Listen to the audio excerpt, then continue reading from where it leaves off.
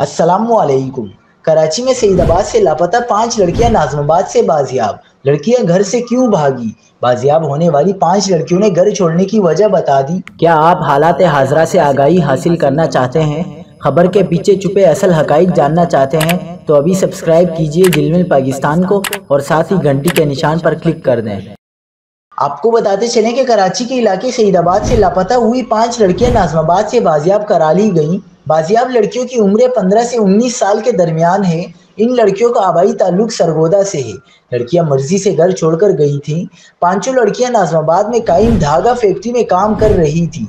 कराची के इलाके सईदाबाद से लापता 3 बहनों समेत 5 लड़कियां खंडू गोड से बाजियाब हो गई। बाजियाब लड़कियों को लियाकताबाद विमेन पुलिस स्टेशन मुंतकिल कर दिया गया। एक लड़की ने बयान में बताया कि ब्यूटी पार्लर जाने पर घर वालों ने डांटा, जिस पर वो घर छोड़कर चली गई। लड़की का कहना था कि हम किसी को बताए बगैर घर से निकले और नॉर्थ नाज़माबाद आ गए।